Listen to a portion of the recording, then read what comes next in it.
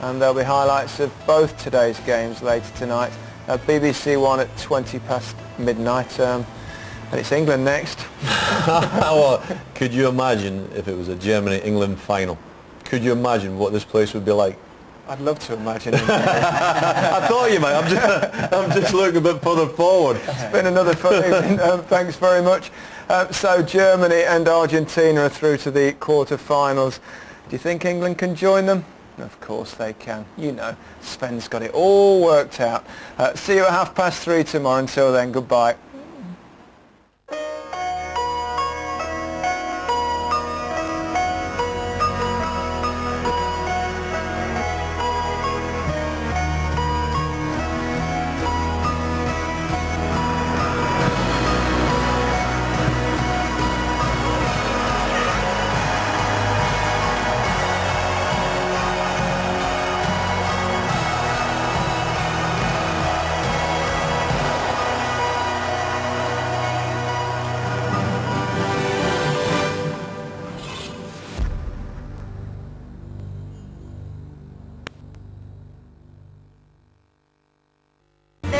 One queen, that's the Pirate Queen. Children's Party at the Palace, tomorrow at 6:15 on BBC One. I have been going mad. Why can't it be fun?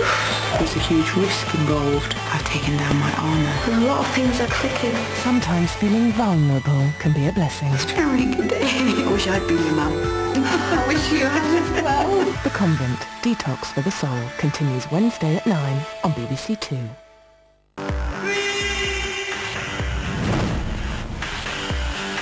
£15,000 for doing that. So what's the score with you and our Ashley? I really like her. Have you seen Hardy? No?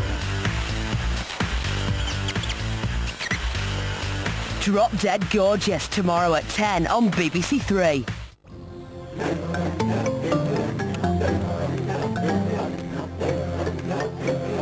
Well, our extended World Cup coverage means we'll have the news in 10 minutes here on BBC One. Then our supernatural thriller Stir of Echoes follows at 11:05. But right now, well worth the wait. It could be your lucky night. Live from the BBC Television Centre in London, tonight's lottery draws, the Thunderball, Lotto Extra, and in tonight's Lotto, a rollover with Sophia Rafat and Eamon Holmes. Well, what a match that was. Now, on the eve of England's big match in Ecuador, we've got a special guest with us today to drum up some patriotic spirit. Please welcome Mr. Tony Christie, who has adapted one of his classic songs, especially, of course, for England's World Cup campaign. England win the World Cup.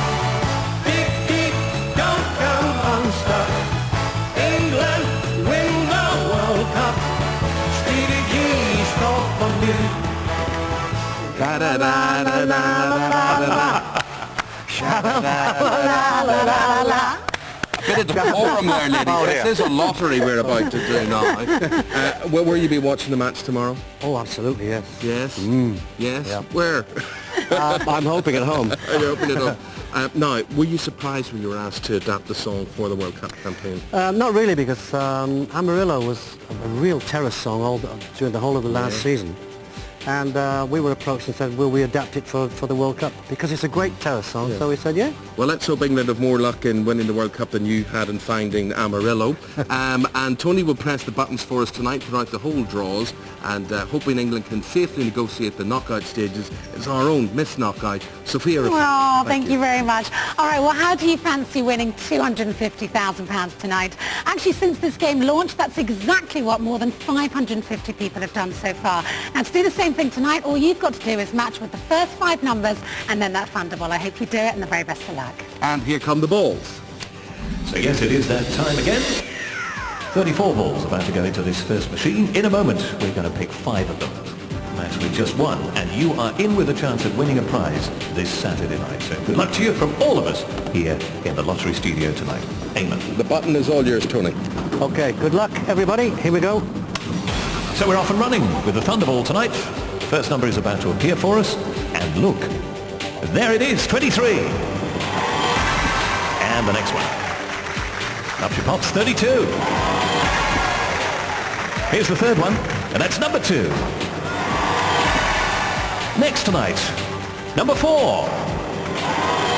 And then to complete the set from this, our first machine, how about that one there? 27. Okay, draw us to Graham Fountain. Start up the second machine, please, and release the 14 red Thunderballs, if you would. Now, if you did manage to match with one number just, that is good news. Match with this one as well, and you've won yourself a fiver. Our adjudicator, umpire, referee, scrutineer, call it what you like. She's Sian Fleet Mill tonight. Sophia. Thank you, Alan. Well, how are you doing so far? If you've just matched with one of those first 5 numbers, then maybe congratulations, because you could have won up to £5,000. But if you also match with a Thunderball, you're going to scoop a sensational £250,000. Let's see how you do, and the very best of luck. This one's like a penalty, Tony. This is the equivalent. This is the Thunderball. You can take it. Can I take it? Yeah. Well, good luck, everybody, especially my family who keep buying tickets and never winning. Well, this could be the night, couldn't it? This could be the night. A little brush with luck for you. And there it is, number 4. So let's take a look, shall we, at tonight's Thunderball numbers again. Here they are, only this time in ascending order. Starting with number 2, number 4, number 23, number 27, and number 32. The Thunderball this weekend is number 4. Eamon. Okay, 1 draw down, 2 to go, including a rollover.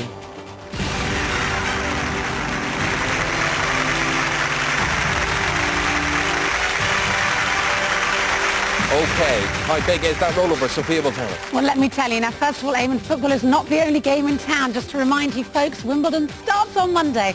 And did you actually know that over £90 million of National Lottery Good Causes money has been invested in tennis at grassroots level?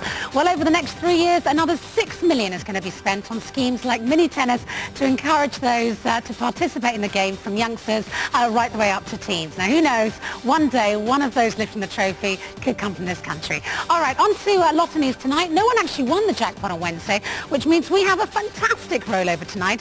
The estimated prize fund is £18.8 million, which means our estimated jackpot comes in at an ace, £7.7 million. Think of all the tennis courts you could buy with that. Good luck. Indeed, and here come the balls. And there they go, tonight's 49 rollover balls.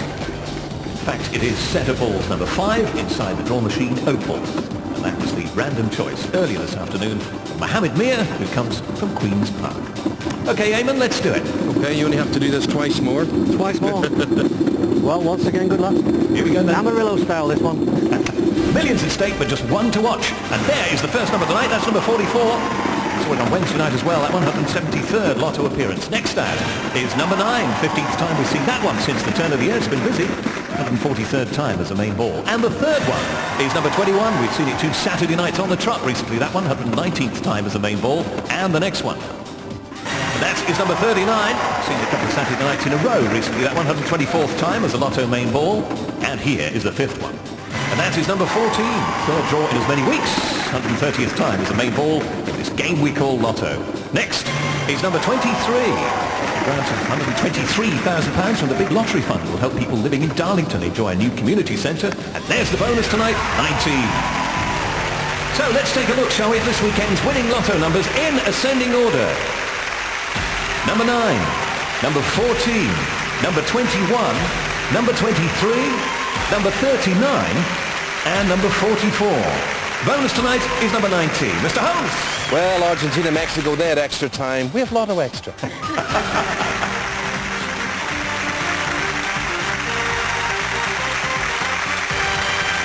And let's get the balls doing their stuff.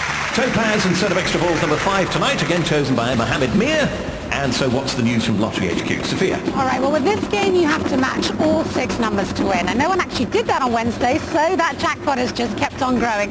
Tonight, the jackpot stands at an impressive £2.3 million. I hope you're feeling lucky. So for the last time, yeah, it's all yours. We're going. Go you two. Okay, you're a slave driver, you are. Oh, no, it's mine. Here we go, off and running. And there's the first one, number 40. Yes, you must match with all 6 numbers drawn in this game. Here is the second number, and that is number 4. No one wins tonight. We should have a big jackpot Wednesday night for you. Here's the third number, and that is number 2. £2.3 million in the jackpot tonight. Then here is the 4th ball, and out pops number 30. That's Lottery Roundup later tonight here on BBC One, when you can find out who has won what. Here's the 5th number, 32. This is it then, the big one. Have you won it? Let's find out. You need this 6th number, and it is number 38. So tonight's extra numbers in ascending order are number 2, number 4, number 30, number 32, number 38, and number 40. England. That's it. Thank you very much indeed. I hope you're celebrating a big win tonight, and if not, tune in again Wednesday night. There'll be another 3 chances to win.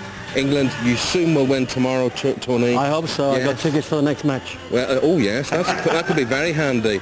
Pretty worthless if they don't, I suppose. Thank you very much indeed, Tony Christie. Thank you for watching. Thank you very much. And good luck England tomorrow. BBC 1 3:30. Kick off at 4. Bye-bye.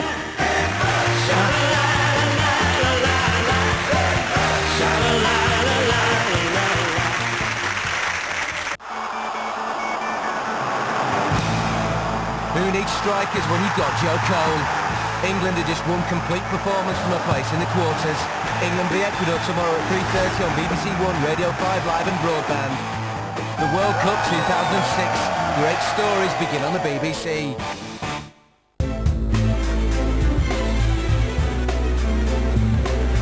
And our extended coverage of tonight's World Cup match means our late thriller Stir of Echoes can now be seen at around 11:10. And later than planned, now on BBC One, the Saturday News and Sport with Darren Jordan. More than 100 English football fans have been arrested amid more violence in Stuttgart. Rival supporters throw chairs and bottles at each other as the riot police move in. Chocolate recall, Cadbury defends its decision not to withdraw its products earlier. And Aaron Spelling, the man behind some of the best-known American TV programs, has died at the age of 83.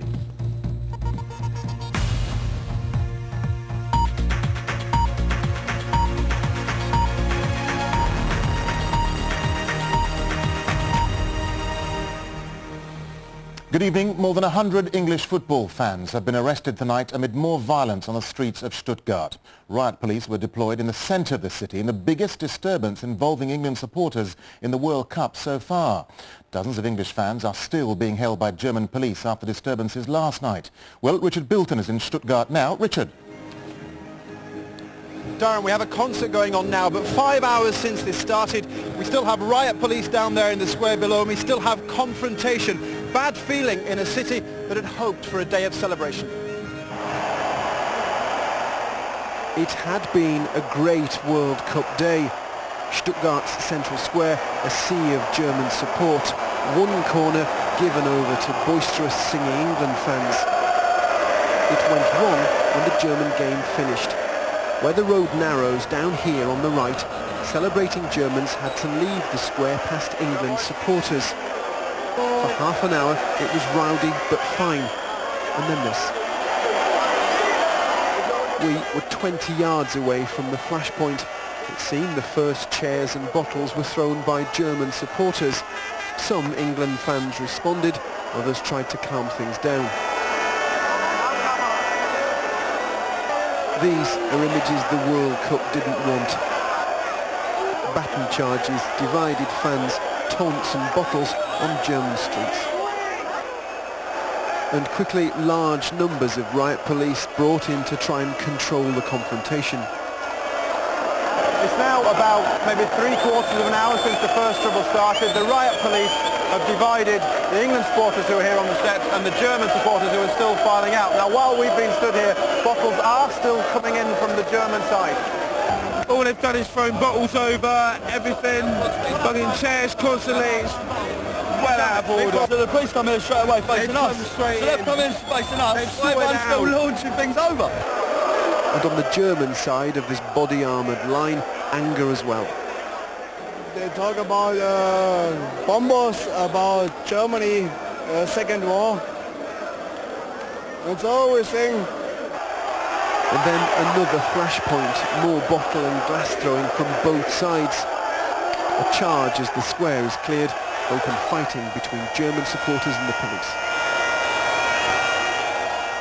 As night fell, the police effort shifted to the England supporters, snatch squads and arrests.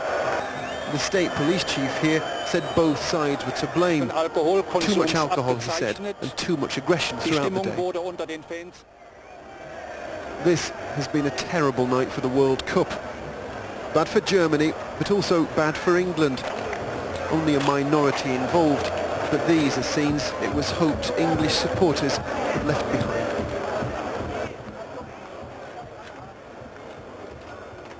And Richard, what's the mood in the city tonight then? Well, Darren, there is still tension and aggression, but things have improved in the last hour or so. It's worth pointing out that it was contained as well in this area. It was very intense for a while down there, but in streets surrounding here, people were still watching the Argentina game. I think what has happened here tonight throws up two questions, though. One, about the way the police have handled this, and then secondly, tomorrow's game. As we've travelled around Germany with the England fans, we have been impressed with the German police. They've been very sensitive, very intelligence-led in the way they've dealt with the England fans. And yet today it was obvious that this corridor here would be where the trouble would start. People gathered there, people had talked about that. But the police said they had never seen anything like this until the England supporters had arrived in town. Well, tomorrow this whole square will be full of tens of thousands of England supporters. Now, of course, the majority have behaved themselves, but because of tonight, there will be tension tomorrow. It will be a test for the England fans, but it will be a big test for the police. Darren. Richard, thank you. Cadbury Schweppes has been defending its decision not to withdraw its products from sale immediately after traces of salmonella were found at one of its factories in January. The company says yesterday's recall of more than 1 million chocolate bars from shops is only a precaution. Daniela Relf has this report. Emptying the shelves, 1 million chocolate bars no longer for sale. Cadbury has had some explaining to do. Back in January it knew there'd been contamination at its factory near Hereford. After assurances from independent scientists, the company did not alert the Food Standards Agency, a decision it's vigorously defended. There was no need to. Our products were perfectly safe. We'd gone through our rigorous testing procedures. We'd identified that these were only minute traces, significantly below any level that would ever lead to any illness from the public, and therefore there was no need for us to communicate that. The situation, though, changed last Monday. Cadbury was made aware there'd been a rise in the number of people with a rare strain of salmonella. There's no suggestion the company is to blame, but its claim that a tiny amount of the bacteria poses no health risk has been disputed. In a food like chocolate, the safe amount of salmonella is 0, and I'm sure that's the level that they've been, aspiring to achieve over many, many years, successfully most of the time, of course, that there is no safe level of salmonella in food that you're going to eat without cooking. Cadbury now wants all 7 of the affected products returned as soon as possible. But it seems the message hasn't yet got through to everyone. Just today in London, we found a number of stores still selling these chocolate bars, which by now should have been cleared off the shelves. Producers of chocolate for over 100 years, Cadbury's management has admitted it's concerned about damage to its reputation, but insists the welfare of customers is now paramount. Daniela Ralph, BBC News. And if you want more details on the products affected, you can find them on our website at bbc.co.uk/news. Relatives of the victims of the July the 7th London attacks have criticised the police for not acting on warnings from a man who worked with 2 of the bombers. Martin Gilbertson says he told the police that Mohammed Sadiq Khan and Shehzad Tanweer were promoting violent jihad 2 years before the attacks. Ben Gagan reports. This is the Islamic bookshop near Leeds, which became the focus of police inquiries after the attacks on London in July last year. It was here that 2 of the bombers, Mohammed Sadiq Khan and Shehzad Tanweer, spent much of their time.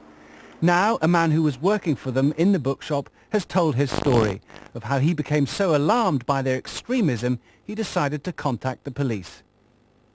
Well, in 2003, I sent them some discs that had been produced by the bookshop in Beeston, which was very anti-Western, anti-Iraq, anti-everything, and very anti-Semitic.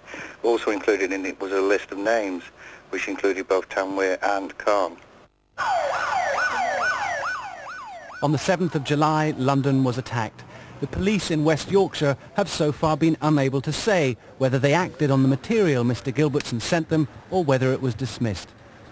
Police undoubtedly would have passed it to their special branch, who would have tried to corroborate it, done all the background checks and found that they had nothing more to go on. So the fact that it wasn't acted upon or given high priority doesn't surprise me at all. It is almost a year since the bombings. For some families and friends of the victims, Mr. Gilbertson's story has generated yet more anxiety. What hope is there for the future?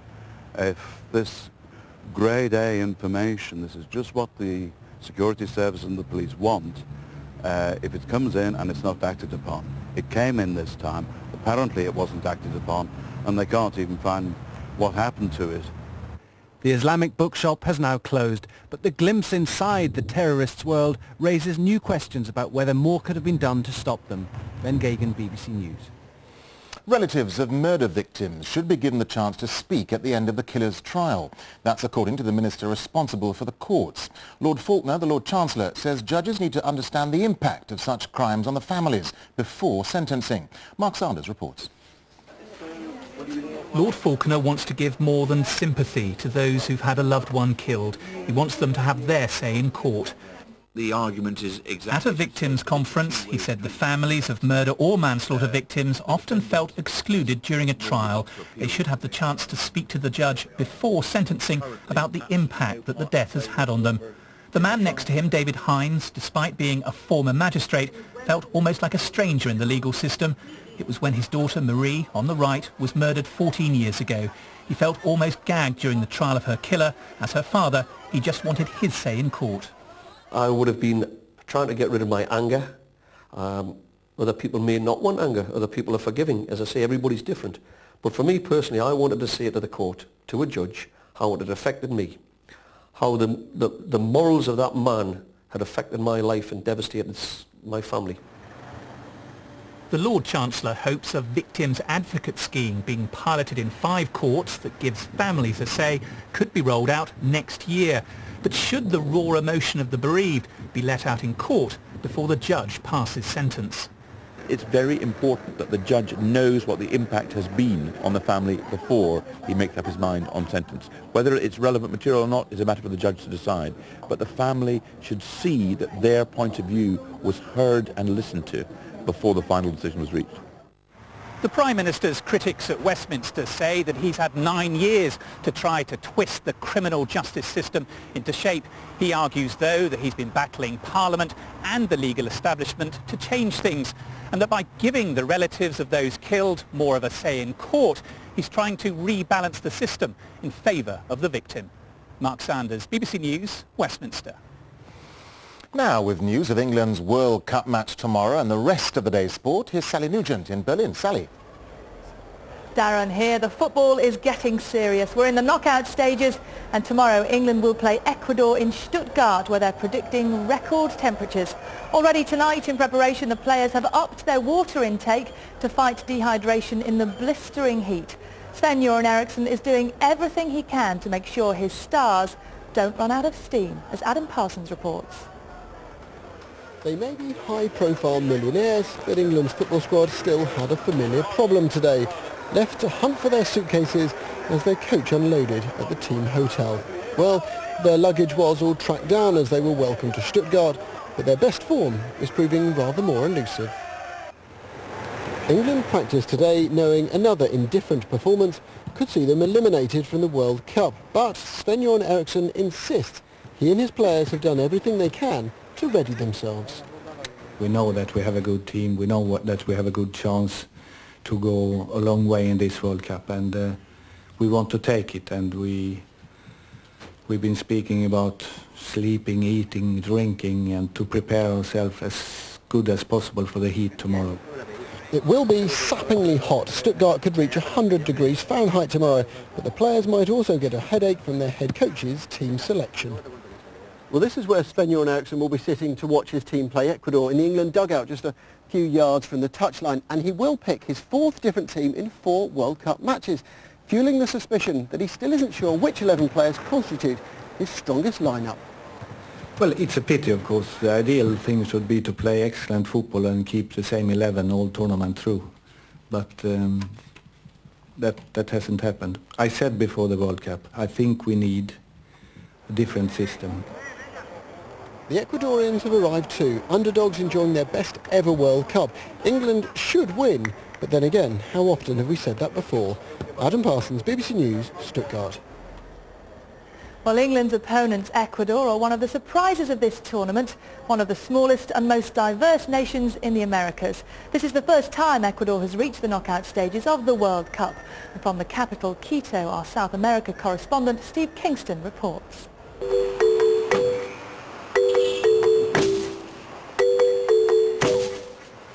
Nearly 3,000 meters above sea level sits the Ecuadorian capital, Quito, where expectations, like the city, are sky high.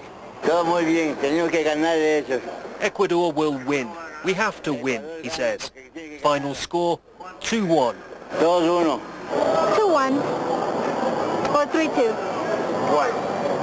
Because we're good. This was Quito when Ecuador qualified for the second phase of the World Cup. A surprise, which laid to rest suspicions that the team can only win at altitude. These soccer players are like a symbol, a good symbol of what young human beings could be, because they have discipline, but basically they have joy. They are very happy. They are all the time with a smile, enjoying the game. We can do it, they shout, a sentiment that's playing well in a country still struggling with poverty and political strife. For Ecuador, this World Cup has already been an incredible journey, but in Quito they're asking why should it end here? Against England they'll start as underdogs, but they're confident of a result. Steve Kingston, BBC News, Quito. In today's opening match, the hosts Germany beat Sweden 2-0 in Munich to secure their place in the quarter-finals. 2 goals in the first 12 minutes from Lukas Podolski were enough to clinch the game against Sweden, who played the second half with 10 men. Germany will play Argentina in the last 8. And what a match it was for Argentina tonight in Leipzig. This extraordinary goal from Maxi Rodriguez in extra time secured their 2-1 win over Mexico and that place in the quarter-finals against Germany.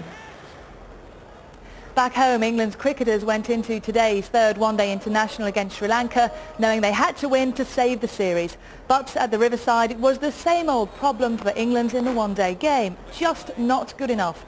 They lost again to the tourists by 8 wickets and with 8 overs to spare. And finally from me, Ireland's rugby union team were beaten 37-15 by Australia in Perth today. And that's all the sports news from Berlin. Darren. Sally, thank you. Finally, one of America's most influential television producers, Aaron Spelling, has died aged 83.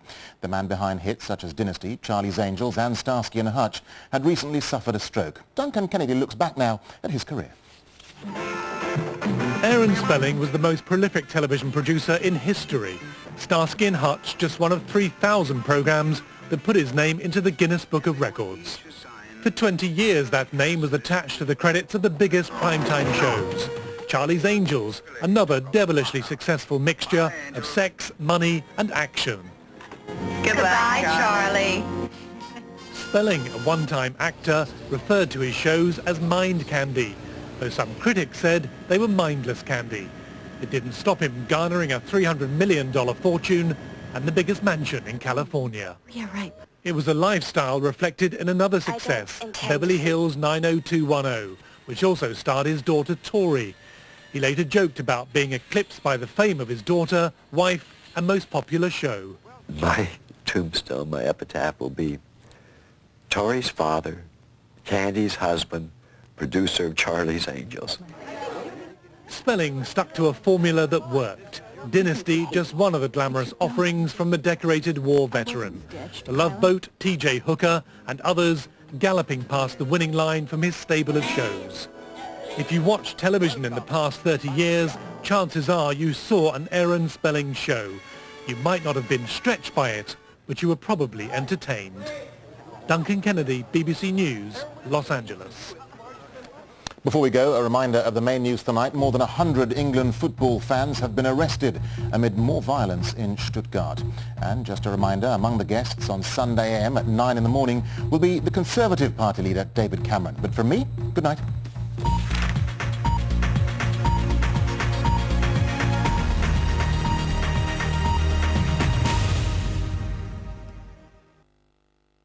Back in 1982, a documentary revealed how the police dealt with allegations of rape.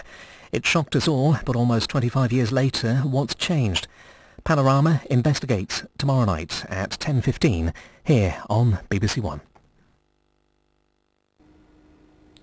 Hello there, good evening. Despite there being a fair amount of cloud across the UK to start the weekend, there was also a lot of dry weather. More dry weather on the way for tomorrow too, but I think the cloud will tend to break up a little bit more, so more in the way of bright or sunny spells.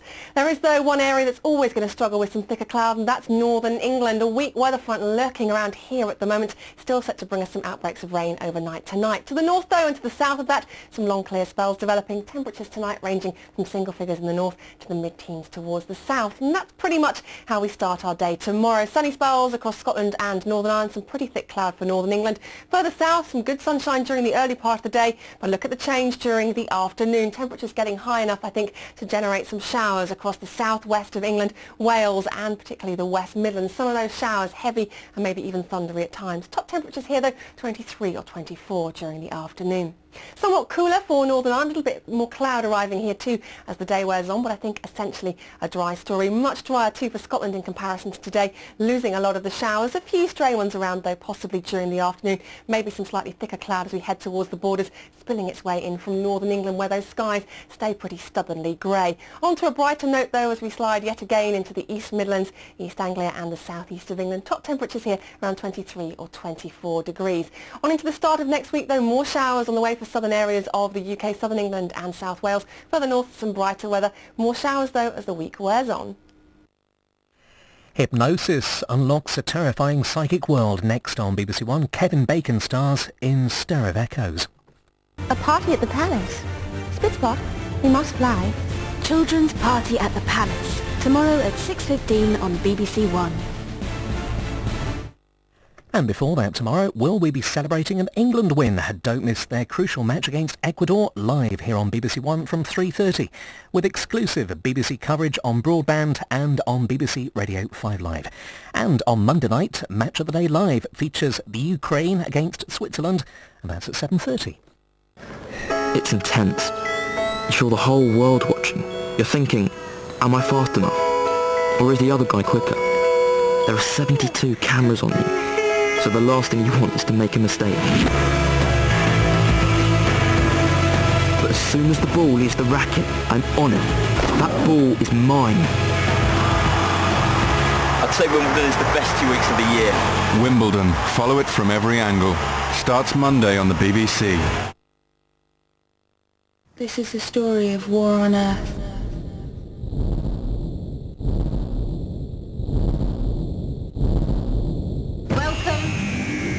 Torchwood. Woke up one morning and there they all were. Ghosts everywhere. They're bleeding through the fault lines, walking from their world, across the void and into yours. So where are you taking that? If it's alien, it's us. We send that thing back into hell. The Doctor lording it over us, assuming alien authority over the rights of man. You can't stop us, Doctor. What are they? Cybermen.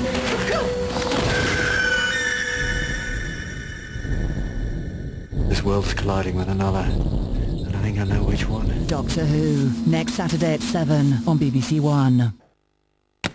Extended World Cup coverage earlier means we're running around 25 minutes later than billed on BBC One. Now, in touch with the dark side, a party trick goes badly wrong. Very strong language and some violent scenes as Kevin Bacon stars in Stir of Echoes.